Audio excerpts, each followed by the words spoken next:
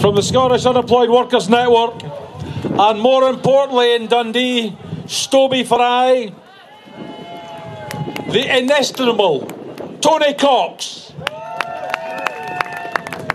Thanks, Stuart. What a pleasure and a privilege it is to address such a big and enthusiastic crowd in Magdalen Green. This was the centre for the development of the radical tradition in Dundee, and it's the independence movement, the radical independence movement in Dundee, that's taking the radical tradition of Dundee into a new chapter.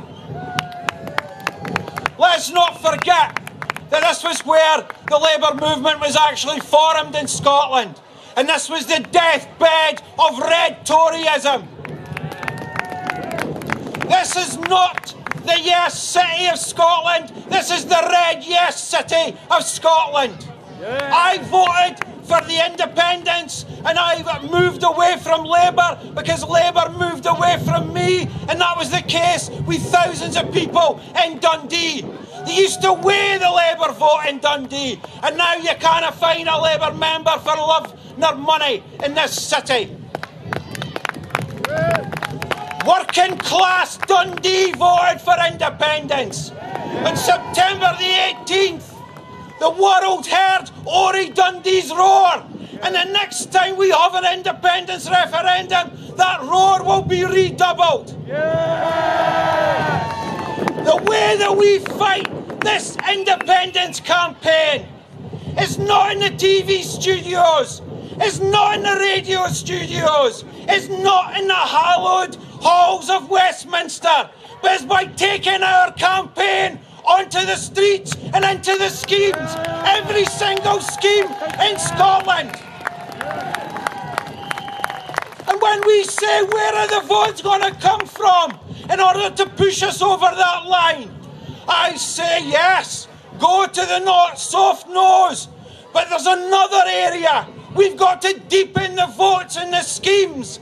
There's literally hundreds and thousands of people in places like Fintry, Kirkton, Hilltown, even the Stoby and Whitfield and Dundee that are ready to vote for independence. We should begin that campaign of registration now, because what did the Westminster government do in the immediate wake of the last independence referendum? They made it 10 times harder for folk to register.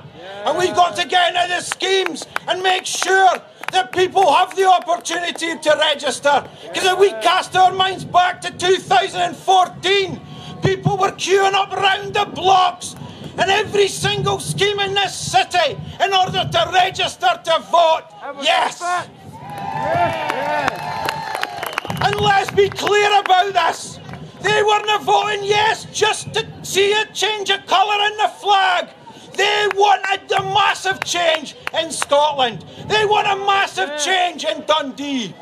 Dundee, in order to actually get to the national average of employment, would have to have 10,000 jobs created tomorrow.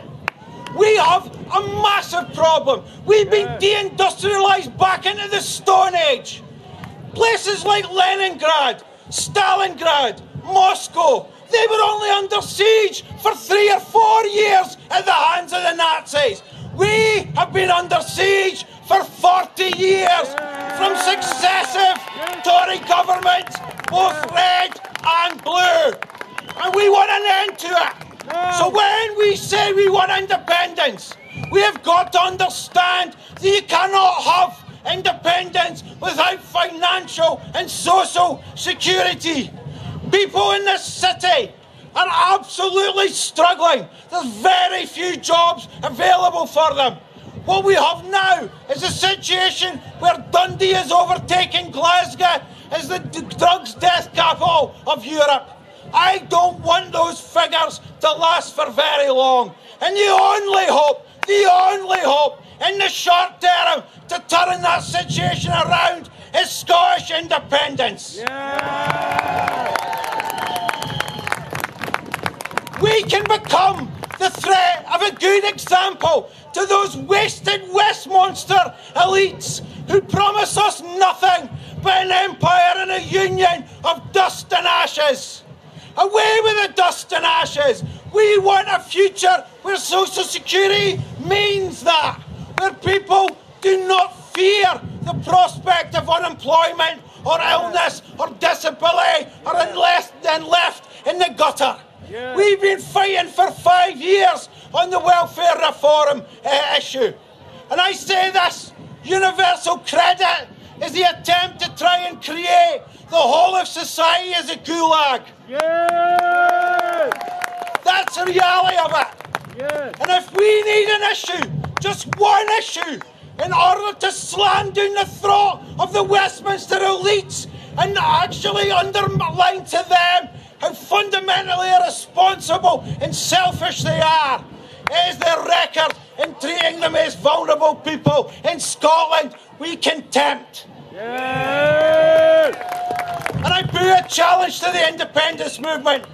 If we are a movement, and we are, then that should be right, left and centre. This social issue has to be right, left and centre of our fight. Because our fight and our movement is a movement for social change, or is nothing. And on that basis, Scotland can become the thread of a good example and pave the way for the political transformation throughout these British Isles. Thanks very much. Yeah!